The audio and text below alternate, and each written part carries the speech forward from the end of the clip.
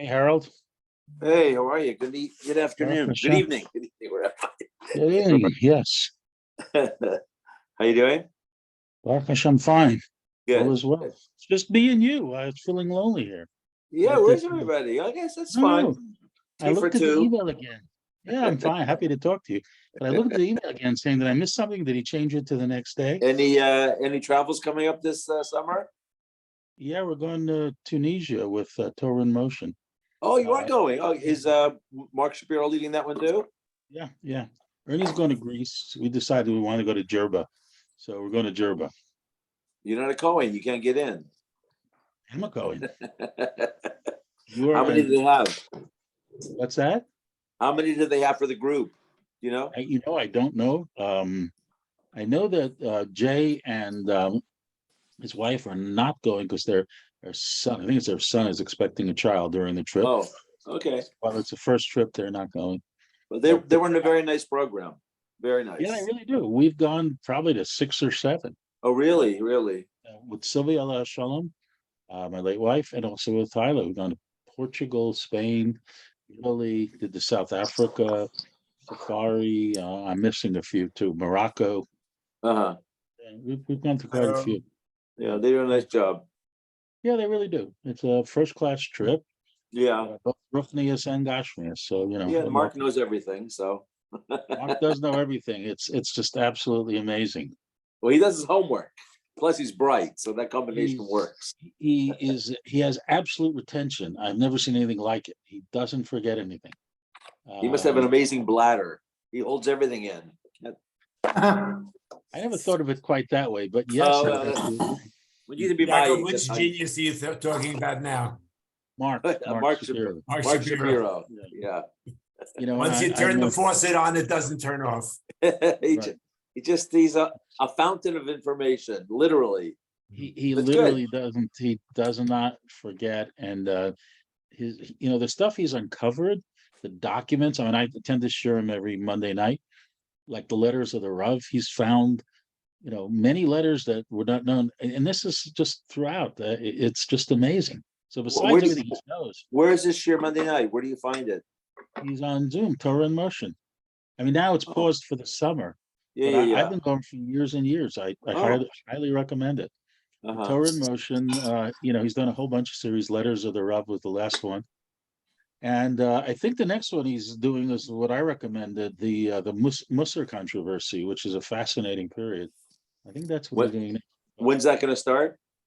when the trips are over. So the end of the summer, Okay, I'm likely. gonna make a note I think that. Okay. he's doing three trips this summer: Greece, Portugal, and Tunisia. Wow. Yeah. He did the So, same last year. He had, I think, 3 tips yeah. as well. And he did in the spring and the winter. He did Morocco. So yeah, I mean, he used to do two. Now he does more. I wish him long, good health because he's, and he's indefatigable on these trips. He Yeah. does. He really is. So hope it continues for a long time. Yeah. So, but he is amazing, and I think I've read everything he's written, and that's pretty hard to keep up with. So, Where, yeah. where does he live? He lives in New Jersey. I forget the community, northern New Jersey, like by Englewood, Teaneck, but not But in he there. teaches in Scranton. You don't mean Right. Scranton? Yeah, teachers, they don't work every day. I mean, That's not true. not teaching. I think he teaches Yeah, 2 days. yeah. He drives there. What's the name of his Jesuit university? It's University of Scranton. Oh, okay. Yeah. Have you been to Scranton? I've been to Scranton. I've been to Scranton too. It's Yeah. an old Jewish community, Yeah, really, and very old. that's Yes. about what you could say about it today. It's an old Jewish community. I used to have family in Wilkes-Barre, which is close by. Right. Yeah. Yeah, he lives there. I mean, he teaches there, but he lives in, I forget the same name of the city. It's just not coming to me, in New Jersey. So, teachers can do that. Yeah. It's not far from Teaneck. I can't remember it right now either. Yeah, correct. So, but he knows, everything about everything. It's in Jewish studies. So, he was going to be my thesis advisor on my dissertation. It turns out I didn't need him. The university only required 2, not 3. But Oh, he was, and this was go back to like 14 years. So he, he's a good guy. Hello, Walter. Hello, how are you? Baruch Hashem. How are you? Very good, very good. Good. Okay. We're just waiting for the star of the show. Yeah, we're just waiting for the Rebbe to show up. Yeah. Rebbe's are Hey. by nature a little late, That's He's very optimistic about this 8:30. yeah, it's not happening, with davening at that time. It's not Well, happening. I guess davening is going to be getting earlier now that we've passed the summer solstice. It'll Yeah. be a little easier. Yeah.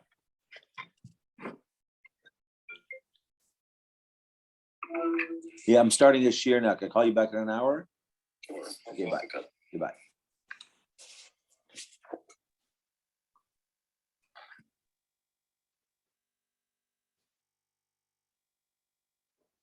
What's Harold?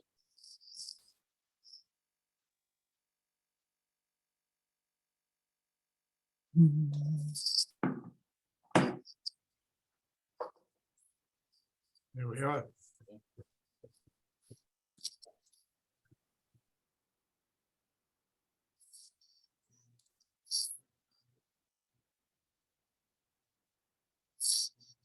Good evening, everybody. Hello. Evening.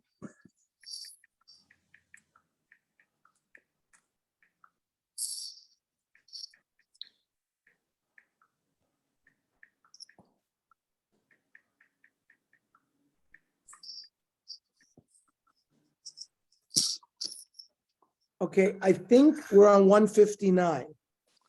Correct. Yes. When is the bracha? We've been talking about the Netilas Yadayim, the Chatzitza issue. So one of the important halachic issues concerning the Netilas Yadayim relates to the proper time when to recite the bracha. Thank you. The Netilas Yadayim presents challenges in applying the standard procedure of reciting a bracha before executing the mitzvah. Usually, brachas are made over lasiyasim. First, we make the bracha on the tilas lulav, then we turn the esrog over, and then we shake the lulav. You put the tefillin, you don't tie the knot, and then you tie the knot. The bracha that is made over achilas matzah, virtually every bracha is made prior to performing the mitzvah. As stated by the Gemara in Masechta Pesachim, brachos recited upon the fulfillment of the mitzvah are generally recited prior to performing the mitzvah. Damar Rav Yehuda Amar Shmuel, kol ha-mitzvahs mevarach aleihen over lasiyasam. Okay. This Gemara does not mention that there is an exception for Netilas Yadayim. Thus, the Rambam in Hilchos Brachos rules that, as in the case of other mitzvos, one recites Al Netilas Yadayim before washing. Kol hanotav yodav bein lachila, bein lekriya shma, bein letfila. Whenever you wash your hands, whether you're washing before you eat, whether you're washing before you daven, for kriya shma tefila, mevarich tchila, asher kedusha mitzvah v'tzivanu al netilas yadayim. Now, the accepted halacha, of course, is not in accordance with this Rambam, with regards to reciting the bracha and washing hands before reciting Kriya Shema and Shemona Esrei.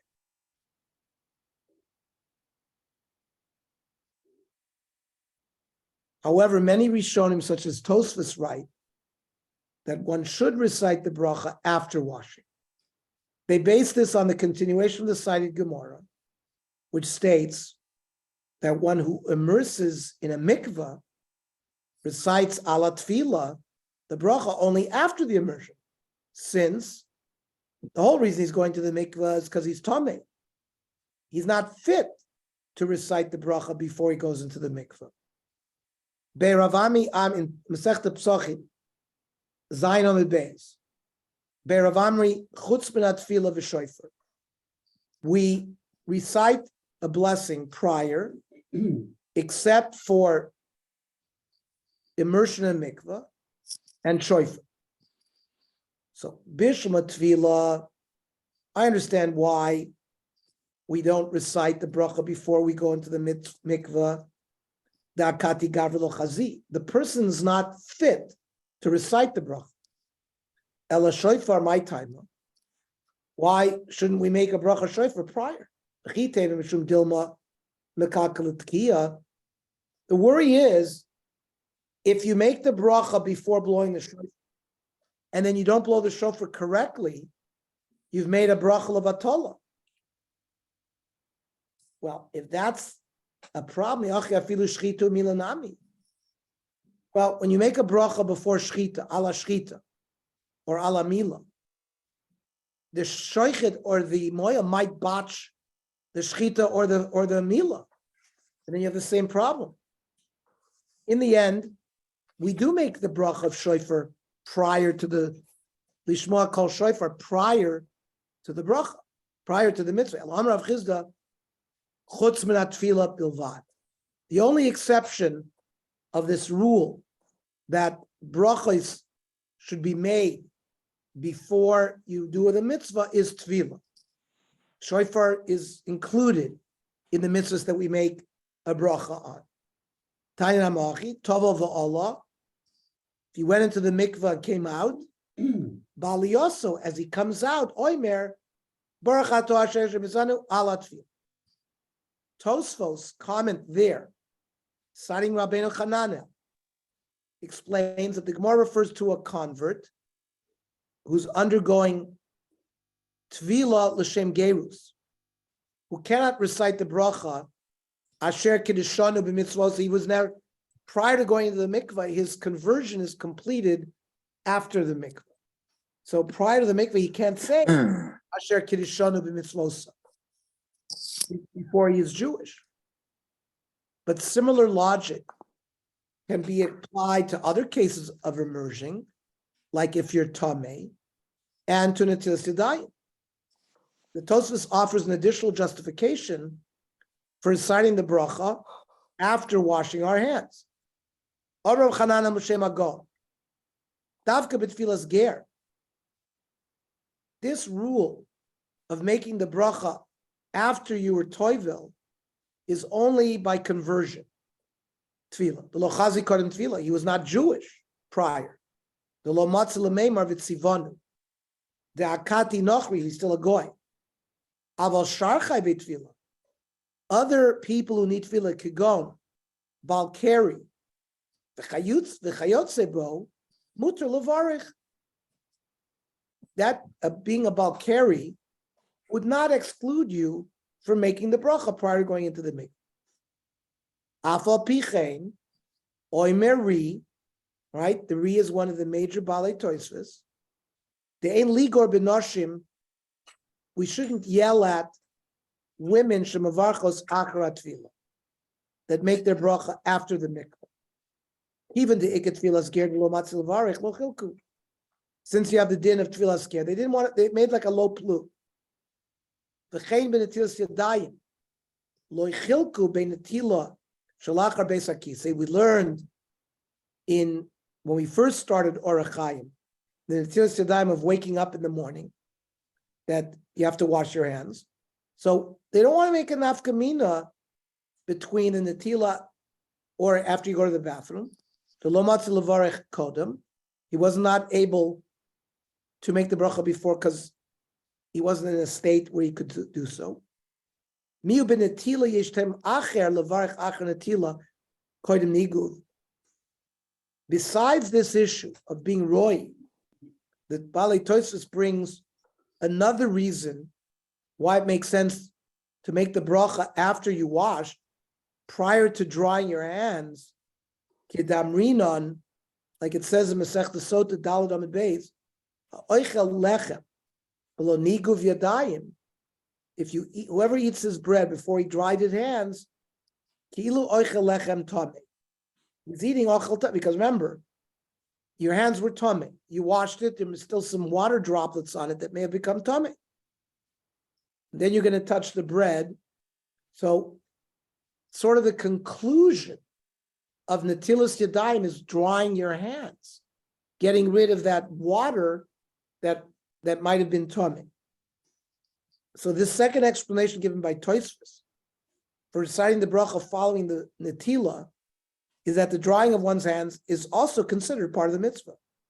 And thus, even if the person recites the bracha after washing, you're like in the midst of the bracha. The bracha is still prior to the mitzvah, insofar as the mitzvah requires drying the hands as well. And this is evident from the following Gemara Masechta Sota and Rashi there, which indicate that one must dry one's hands after washing them before eating bread.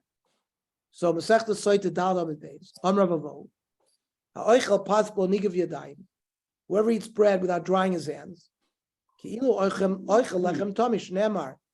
This is the Tosfos quoted this. Vayomer Hashem, Kacha yoichlu es Bnei Yisrael es lachmam tomei. Pasuk in Yechezkel.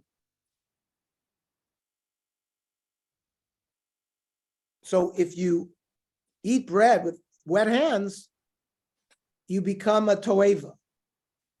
It's and therefore it's like eating tomei dika bread. Says Rashi, Kol ha'oichel b'li niguv yadayim, dover mo'uzhu. It's disgusting. The choshuv ketuma. It's like the item becomes tomei. Shnemar, kacha yoichlu b'nei Yisrael slachmam tomei, ama dover mius kari tuma. Even something disgusting is called tuma. According to Tosfos, then, one should recite the bracha in between washing one's hands and drying them. And that's the conclusion of the Shibbolei Aleket, another Rishon of the 13th century, who lived in Rome, learned in Germany. He was a Talmud of the Marami Rothenburg. He also learned in Rome.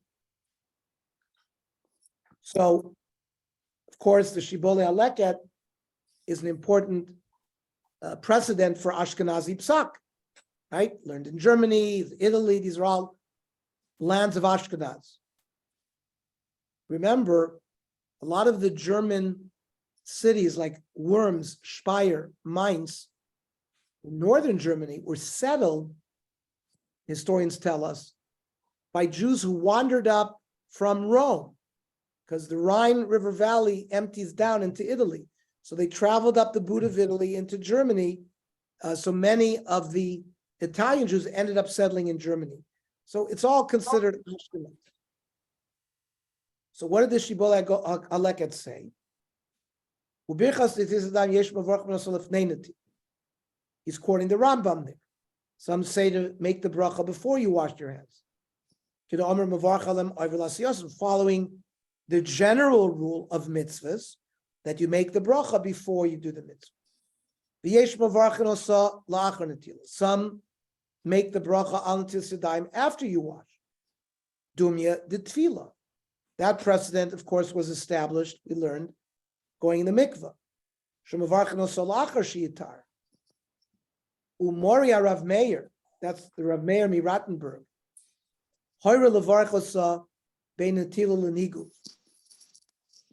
He paskin to make the bracha between washing and drying. He thinks the bracha should be recited sort of at the end of the washing, which is Hainu Nami Oiver Lasiyos. I was zoicha to be at the grave of the Marami Rothenburg, who's buried in Worms, Germany, which is one of the oldest cemeteries. The Nazis never discovered it. They destroyed many cemeteries, but this was spared destruction. So it's got kvorim there from the year 900, one of the oldest. Rashi's yeshiva, where he learned, is there with what's called Rashi's chair, and you can sit in Rashi's chair there. And the Marami Rothenburg, like 6 years before he died, was taken captive by the king there and was held out for huge ransom. And the Marami Rothenburg paskin that they should not ransom him. Because if they do that, they're gonna take other rabbis prisoner. So he paskined that they should not ransom, and he died in captivity. A great oisher, though, redeemed his body, paid a lot of money, and they got the body. So the M'Rabanan M'Rabanan is buried with a lot of candles on his grave. And right next to him is the grave of the Jew who ransomed him.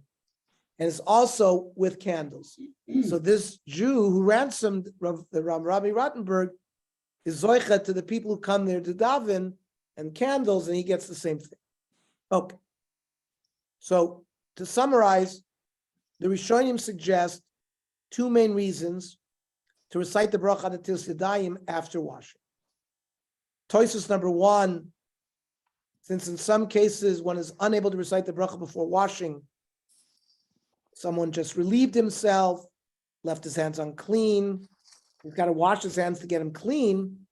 It's not coveted to make the bracha while he's unclean.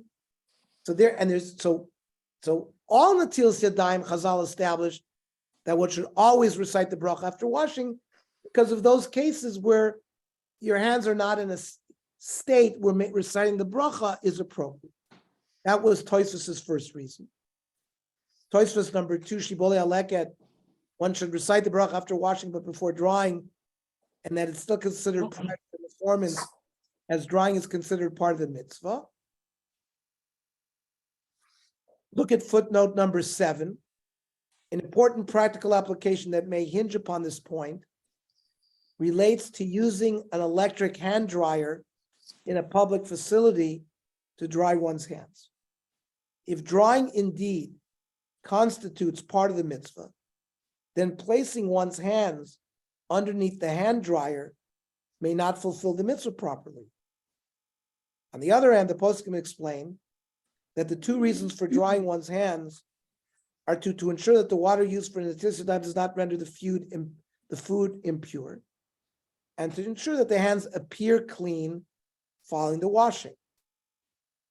Both of these reasons would seem to be fulfilled when using an electric hand dryer, and some poskim do allow its use in this context. He cites the Rav Elyashiv and the Asher Ish, the Rav Vosner, the Shevet HaLevi. This is cited in Kovitz Miveis Levi. Other poskim note that according to a number of achronim, one may not allow one's hands to dry in the air over time, since they may not be entirely dried. That's the Levush or Shulchan Aruch Harav. And using an electric hand dryer is essentially similar to drying one's hands with hot air. Maybe a hand dryer dries the hands more effectively. These poskim do allow the use of a hand dryer where no towel or other option for drying hands is available. And the questioner in Az Nidbaru, okay, he says, Rabbi Enkin has more material. Okay, so let's see what the Shulchan Aruch says. The Shulchan Aruch writes that although in principle one should recite the bracha before washing, who's he going like? The Rambam, of course. And the Maran Shulchan Aruch usually follows the Rambam. The practice is to recite it afterwards. The Ramah writes to recite it before drying one's hands.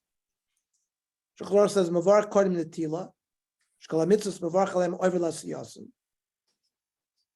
So he brings the halacha like that. But Noagu, the minig is Shalol Mavarach Arachar Netila. Mishum de Pamim, and Yadav Nekios. Maybe his hands are not clean before he washes. So only after he rubbed his hands together does he make the bracha. Shekvar Yadav Nekios. Kodim Shita Aleim Mayim Shneim, before he added more water. The Shulchan Aruch brings in 162 where the procedure is described for one who must clean his hands if they are dirty. In such cases, one must wash multiple times. That's what it's referring to here. Says the Ramah, you should make the bracha before you dry your hands. The drying is part of the mitzvah. Umikre over lasiyosin, since you haven't done that part of the mitzvah yet, reciting the bracha then is as if you did it prior to the mitzvah. If you forgot, you could still make the bracha after you dried your hands. Rama warns us to dry our hands very carefully before we cut the bread. It's as if you're eating Tomei Dika bread. In practice, the general custom is to recite the bracha after washing one's hands, but before drying them, in accordance with the approach of the Shibbolei Leket and the Ramah. The custom among Yemenite Jews follows the Rambam to recite the bracha before washing. They had a special reverence for the Rambam because of the Igeres HaTeiman, because of the letter that the Rambam gave them support, because there was a forced conversion in Teiman at his time by the Almohades, and he gave them chizuk that it's okay and you can remain faithful to Yiddishkeit because it's not avodah zarah, etc. So the Yemenite Jews were very, very respectful for the Rambam. There are some people here in the Zoom who've read Rabbi Moshe Halbertal's magnificent biography, and it's more than a biography. It's called Maimonides. I would highly recommend that you read that. Not only am I reading that, I end up outlining, and it's just a magnum opus. It's just an amazing work, which gives a biography of the Maimonides in a very special way. But more so, he gives you the theology behind the Perush HaMishnayos, the Mishnah Torah, and more importantly, the Moreh Nevuchim. So Maimonides by Rav Moshe Halbertal, for those of you who haven't seen that. It's certainly not a quick read. It takes a lot of concentration. Absolutely. It's the biography part is an enjoyable read. The other part is enjoyable, but it takes very dense, yeah. Dense, full of information, and very just an outstanding work, really. I'd also point out Art Scroll about 2 months ago published on the writings of the Rambam, a very useful and much easier to read than the Halbertal book by a scholar of the Rambam. It's really well written. I have it here. I forgot the name. I think it's called Kisvei HaRambam. That goes through his work and his philosophy, and it's a good. Later, Yaakov, send us the title with the name of the. I will. Thank you. I will. Find it here. I do. No, don't go now. Later when you'll send Okay. it. Send it Yeah. to the Tzurba. group. To the Tzurba. Yeah. Yes. Very Okay. good. So in practice, according to the Ramah, if one did not recite the bracha before drying one's hands, he paskined one may recite it after drying. Seemingly, the ruling in this case should be dependent upon the two reasons mentioned earlier concerning reciting the bracha after washing. According to the first explanation, that the bracha is recited after washing, similar to a convert, because he wasn't fit to wash beforehand, one may certainly recite it after drying as well. But according to the second explanation, that the reason we recite it before drying is because at that time it's still considered prior to their performance. Then one should not be able to recite the bracha after drying, since one has already completed the mitzvah.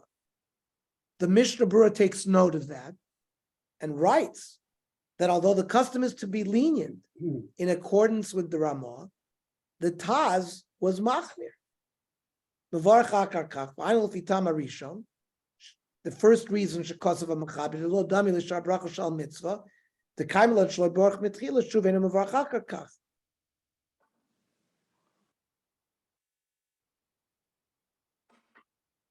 The whole va'adchi. Once she's been pushed aside and he did the mitzvah, he's been pushed aside.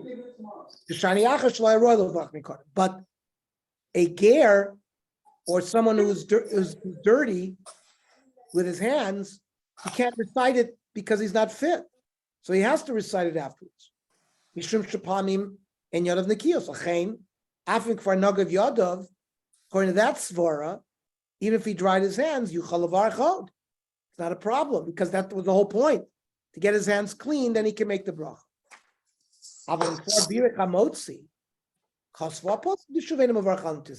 That's already, you missed the boat.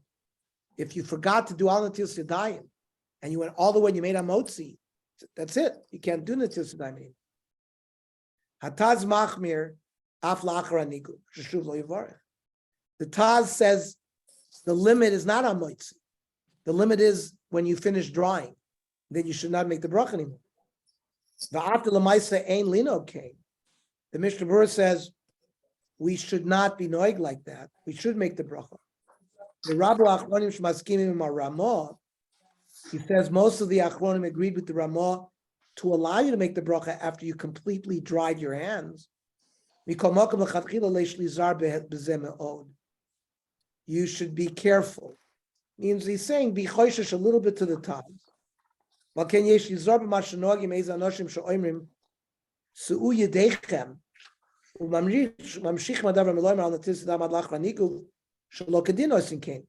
people that recite certain psukim, like raise your hands, your holy hands, everything.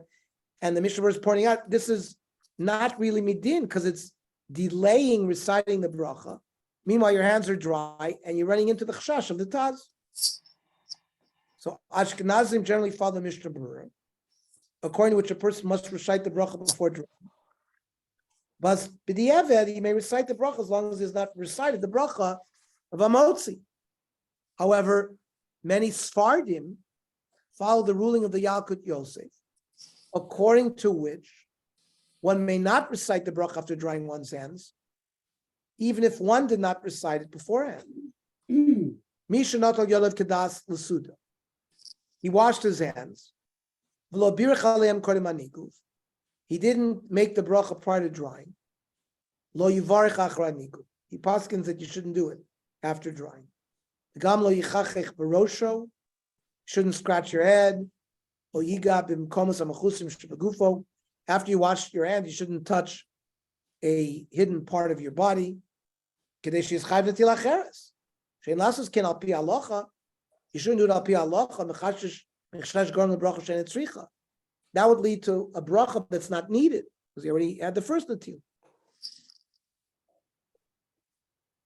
We saw above that there's a machlokas concerning whether one must wash one's fingers until the third joint or one's whole hand until the wrist. Rav Eliezer Melamed, the Pnei Halacha, suggests a theological significance for this machlokas. Roy Lamed al Kach, Shakol Maskimim Shetzarech Litol Es Hatzbos. So, according to everybody, you got to wash the fingers. Hamachlokas hi legabi kaf hayad. The machlokas was, does the palm have to be washed? Aklalhu, the principle is, Shatuman deverkas yotzer b'ktzei gufo shel adam. Tuma sticks to people's extremities. L'chein barur, shatuma shorel atzbos yoter mashal kaf hayad. The fingers are further out on the extremity than your palm. So the general rule is the further out, for example, there's more tummy on our hand, on our extremities than on our torso, is what he's saying. And then not only that, but if you have the hand, the fingers are more prone to tumah than the palm. Anything closer to the body is less prone to having the tumah.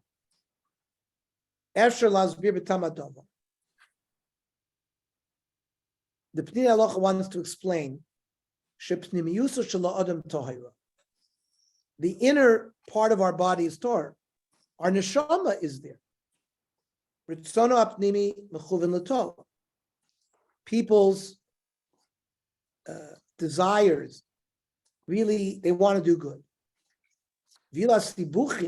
complications, vatuma, noivim ma'apgishem olam hachitzoni.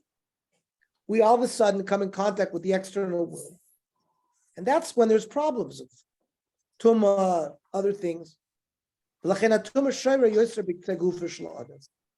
tuma hangs around in our extremities, and the extreme of our extremities are fingers. The furthest place away from the center of our body, from your heart.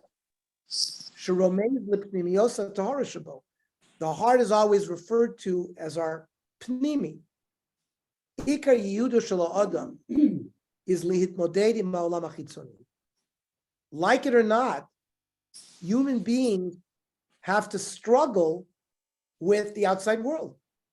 L'takno l'ramamo, to tikkun olam, to fix it, and to raise it. V'tafkid zeh mitbatzeh b'pol b'yadayim. Human activity is usually generated by a person's hands. Shad yadanu poel voice. That's how a person is active in the world. No sevenote. He does business. Through this process of being out in the physical world, he can become dirty. But we're not just talking about a physical dirt.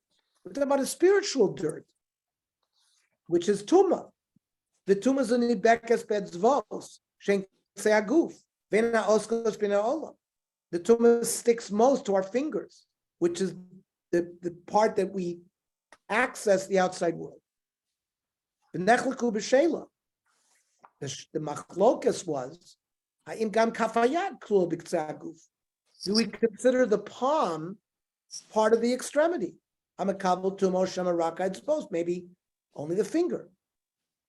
We see from here that the areas of our body and the aspects of our lives as a whole that are the most engaged in positive activity and productive interaction with the outside world are those that are most susceptible to negative influences and impurity. Let us remember each time we wash our hands that our goal in life to continue to positively impact upon the physical world around us, while we steadfastly maintain our commitment and connection to the Torah and Hashem. Any comments or questions before we move on? Okay, we're going to go to section 5. Hilchos of Netilas Yadayim before a meal. Dover shetibulo b'mashke. Things that you dip in liquids. What was the original takana? And does that apply today? In the previous 3 shiurim, we have studied many of the halachos of Netilas Yadayim performed prior to eating bread. In this final shiur on the inyan of Netilas Yadayim, we will focus on Netilas Yadayim before eating davar shetibula b'mashke, foods that come in contact with liquid, which is not as well known as the standard case of Netilas Yadayim. We will then conclude with a few more halachos pertaining to Netilas Yadayim before eating bread. So the Gemara in Psachim states that one must wash hands when eating a davar shetibula b'mashke, a food that is dipped into a liquid. Of course, kadesh, urchatz, karpas, yachatz. This is the reason why we have the takana of urchatz, because we're about to take a vegetable, in my house a potato, in other people's homes a parsley or celery, something green. I think Polish usually use potatoes because something green wasn't available, and we dip it in salt water. And since there is this halacha of washing your hands before you dip something in liquid, that's why we have urchatz. Now, the footnote says. By the way, yes. The Litvisher also had a potato because they didn't have anything green, but it's okay. There you go. There you go. Well, I mean, Lita was close to Poland. I mean, it's the same geography as Russia, same thing. Yes? Czech people. But he said Saul says the Czech also ate potatoes. We do latkes. After the potatoes, we do latkes. What do you mean And in one of the old What do you mean, Vishniak latkes the Seder night? You have latkes that you dip in the salt water? I know other people do. No, that you dip it in salt water? I know other people- Saul says they have latkes There- after they have In potatoes. the Vishniak, one of the Vishniak books, in the history, it says that they used to save the oil from, a lot of oil from Hanukkah, so they could make latkes on I Pesach. see. Wow. So he says that they save the oil from Hanukkah to make latkes on Pesach. By the way, the Litvischer had bulba knedlach. You know what bulba knedlach are? No, They had, my grandmother used to make knedlach out of potato, and they had griveness in the inside. That they had bulba. It was called bulba knedlach nice. In the soup? in the soup. The soup. Okay. So it wasn't light and fluffy like a matzah meal knedel. Believe me, it was delicious. It's okay. No, were they gebrochts or not gebrochts? No, 'cause the How can cake- it be gebrochts? It's No, I'm asking if the bulba. Jews, it's not gebrochts because it's not made, did they dafka, A bulba. It's made out of potato. so did they dafka do that because they didn't eat gebrochts? I don't know about that. I don't know what the, I don't know what the minig of list. Obviously, they didn't have anything else to make. Had griveness in the center, and it was different. It was Grivenes is chicken fat, right? right, and it was onions, which were fried onions with chicken fat. Yes. Nice. Okay, I'd like to have the recipe. I don't have the recipe. What can I tell Maybe Okay. Esty will make it for you. yeah, right. So the Shulchan Aruch in source 5 below explains that this refers only to the 7 liquids listed by Chazal as being susceptible to tumah. This approach, which is accepted as the halacha, is based upon the Rambam in Hilchas Tumas Oichlin, who limits it in this manner.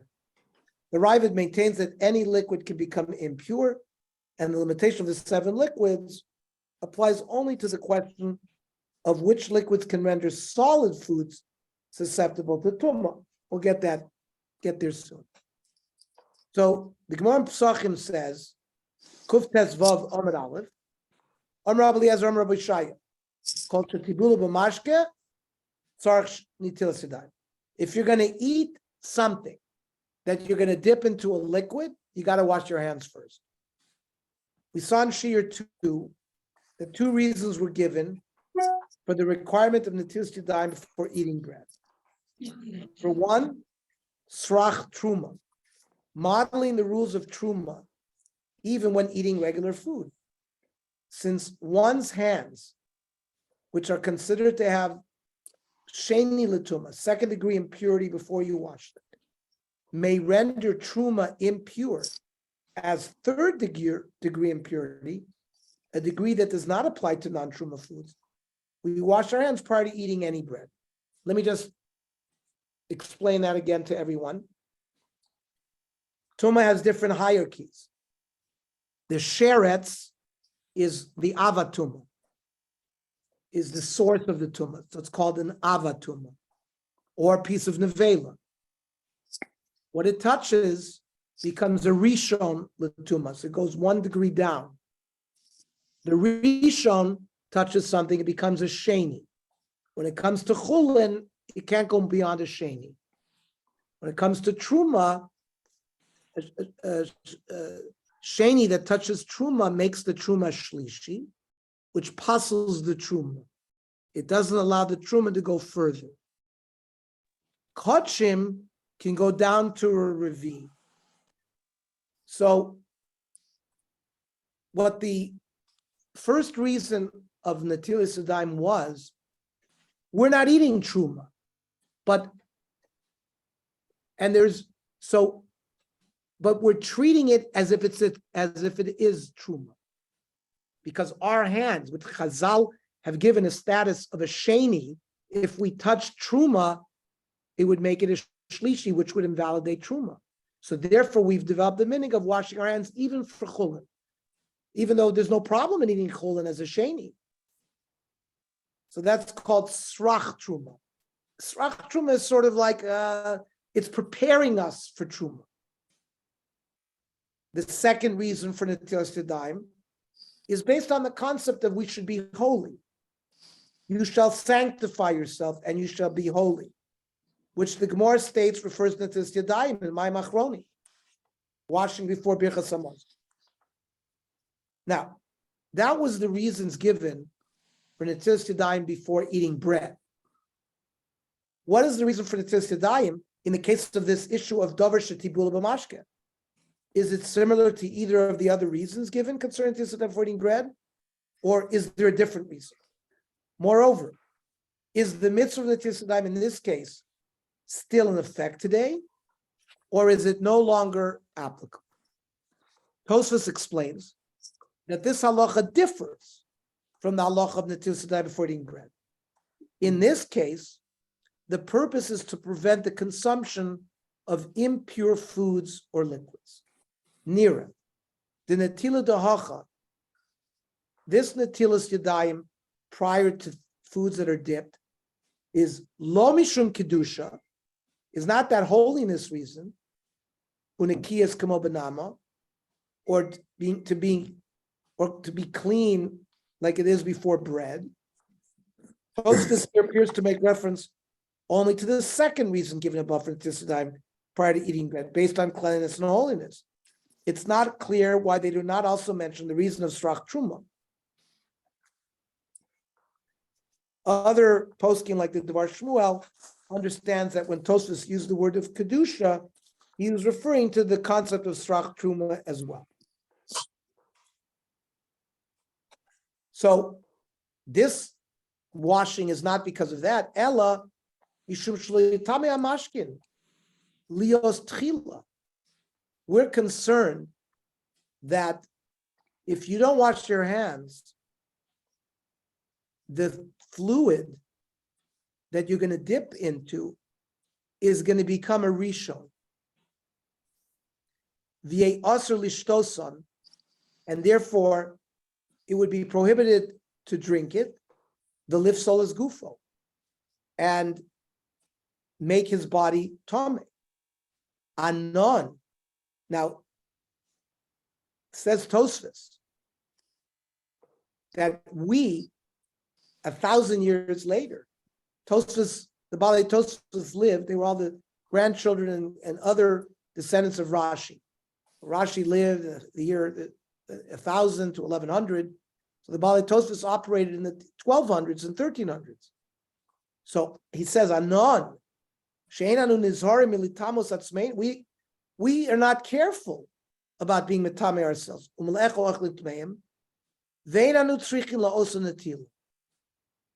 This was relevant in the times of the Beis Hamikdash, or Truma, Meiser, where if we drank a liquid that was a rishon, our bodies would become tameh. We would be but Tosfos says none of this is relevant to us today. We are not nizer in Tumah v'Tahara. So according to Tosfos, this halacha of Netilas Yadayim relates to the rules of Tumah and Tahara. As we learn in Shir 2, hands are generally considered impure to the second degree of ritual impurity, sheni, and they confer Tumah upon any liquid in which they come in contact. Listen to this. This is the trick. According to Chazal, liquids that became tameh from one hand are automatically impure to become a rishon. You might have said to me, Ernie, didn't you just tell me that if something that is sheni touches something, it makes it a shlishi? But no, Chazal made a takana regarding liquids, that if a sheni touches a liquid, it becomes a rishon. A rishon can transfer ritual impurity to food that is dipped in them. The reason for the decree, I'm reading the footnote, is because liquids that come in contact with an impure sheretz become a rishon l'tuma, right? We said a sheretz is an avatuma. If a sheretz falls into liquid, the liquid becomes a rishon.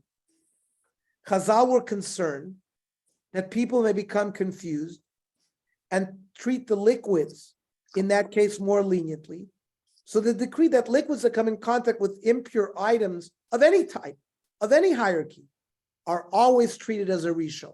So that's a rabbinic gzeira. Back to the text. Thus, one who does not wash his hands before eating a food dipped in liquid may ultimately be consuming impure food, which according to Tosfos is forbidden. So Tosfos is learning that this din relates to the old-fashioned tumah v'tahara. Tosfos based this upon their understanding of the Gemara in Chulin, 33b, that a lav exists even upon non-kohanim not to become impure through eating impure foods. We know kohanim have a special din of avoiding tumah. They have a lav if they matami themselves. But the halacha psuka is non-kohanim. We don't have to stay away from tumah. We're not prohibited from going to a funeral. Kohanim are, because they have a lav to be matami themselves. But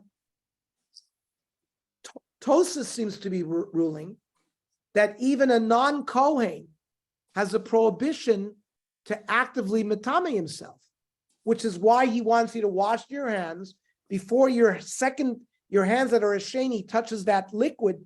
If you take a potato and dip it in the salt water, your hands are going to be dipped in the water. So the liquid is going to become a rishon. And then if you eat that potato, you become tameh. However, other rishonim maintain that the prohibition of avoiding tumah only applies to those who accept upon themselves to consume all food in the state of impurity. We don't have that anymore. It's only kohanim that have to stay away from tumah. Tosfos concludes that since we are not careful about these rules of tumah and tahara nowadays, there's no need to perform the tilas yadayim when eating foods that are dipped in liquid. On the other hand, the Rosh maintains that the halacha of davar shebituma b'mashke has nothing to do with the way Tosfos is learning that it's tumah v'tahara. It's an extension of the enactment of Netilas Yadayim before eating bread, which relates to eating truma.